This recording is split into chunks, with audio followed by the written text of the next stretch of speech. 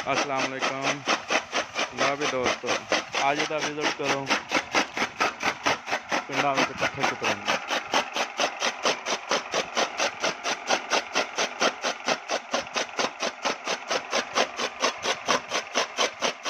देखो नज़ारा करो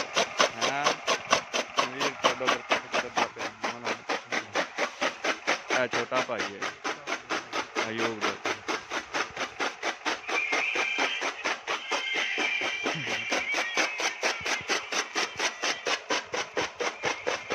मकई इहदे नालों जिहड़ा ना गुलियां तोड़ लईआं ने बाकी दे पट्ठे के तौर पर सुक्के के तौर पर ये पट्ठा माल वास्ते बना दे पे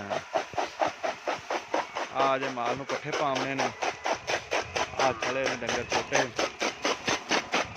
ते आ दो बकरियां ने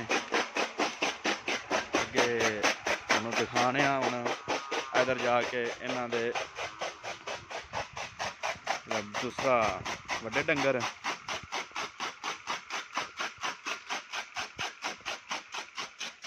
माशाल्लाह मेरियां गाईं एक मझ नारा पट्ठे खा रही ने जी सेम दे आ देसी गां है ये भी अलहमदुलिल्लाह माशाल्लाह सुमन वाली है दुध भी देंदी है तकरीबन 6 महीने हो गए हैं 4 महीने की मेरे ख्याल 5 महीने की गब्बन है मझ है ये जी मझ ये गब्बन है तो ये तकरीबन इनू ये महीना को है नवे दुध होई नूं।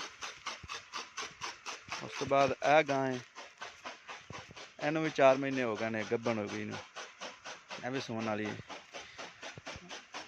आ गां है इनू 2 महीने हो गए ने सूई नूं ते दोबारे फिर नवे दुध हो गई है। उस तो बाद यह गां है ये अजे नवे दुध नहीं हुई वैसे इनू सूई नूं हो गए ने 4 महीने 4-5 महीने हो गए ते मेरे पट्ठे ने चारा है जानवरों वास्ते 1 एकड़ ये है तो 1 एकड़ इस तो अगे 2 एकड़ जानवरों लिए पट्ठे बीजे हुए ने।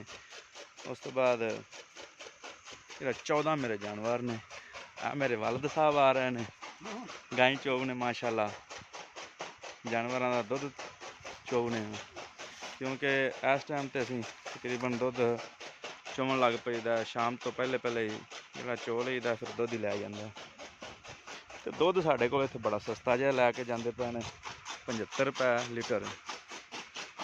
छोटे भाई ने अयूब ये हुण जानवरों नूं पट्ठे पा के ते उन्हां नूं बन्नदा पिया।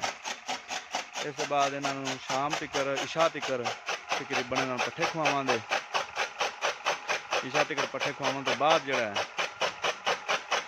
फिर इन्हां नूं अंदर बन देंगे कमरे च ताकि सर्दी तो बचत हो जाए। पट्ठे कुतरे जा रहे हैं सुक्का जोड़ा ना वो कुतरते पैने तो ये हरे पट्ठे जोड़े ना वो होर लियावांगे पहले पा लैने ते पहले लियाते हैं। तो हुण तुहानूं अगली गां विखाना 2 वैड़ा ने इन्हां चों एक वैड़ नवें दुध हो गई है एक अजे नहीं हुई जिहड़ी है ये अजे नहीं नवें दुध हुई तो जिहड़ी वैड़ है ये नवें दुध अलहमदुलिल्लाह माशाल्लाह हो गए ने 2 महीने नवें दुध हुई ने। उन्हां दे बच्चे ने जिहड़ियां गाईं तुहानूं अगे दिखाईआं ने काली गां का बच्चा है जिहड़े गोरी जी वाइट जी गां विखाई उहदा बच्चा है बच्छी है ये भी बच्छियां ने एक कट्टा है मझ का बच्चा है काली गां का।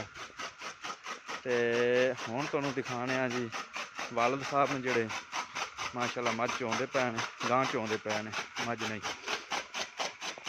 गाई चोवन तो बाद फिर मझ चोवणगे। चलो भाई चोवो तुसीं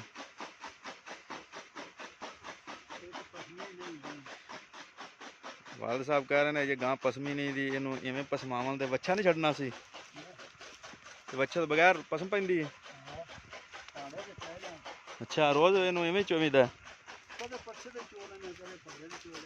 लै भाई माशाल्लाह ये तो इवें मुड़ मिल पैंदी गां तो बहुत मिठी है।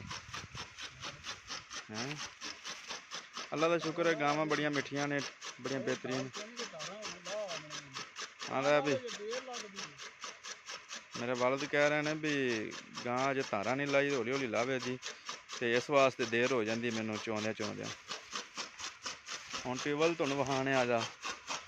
ਇਹ ਟਿਊਬਵੈੱਲ ਦਾ ਮੀਟਰ ਹੈ, ਇਹ ਟਰਾਂਸਫਾਰਮਰ ਹੈ ਲੱਗਿਆ ਵਾ ਅੱਗੇ। ਆ ਵੇ ਜਿਹੜੀ ਤੁਹਾਨੂੰ ਦੱਸਿਆ ਵੀ ਗਾਂ ਹੁਣ ਸੂਈ 2 ਮਹੀਨੇ ਆ ਉਹਦਾ ਬੱਚਾ ਇਹਦੇ ਨਾਲ। ਉਹ ਗਾਂ ਮਾਸ਼ਾਅੱਲਾ ਐਵੇਂ ਦੁੱਧ ਵੀ ਹੋ ਗਈ ਹੈ। ਇਹ ਖੱਡ ਹੈ।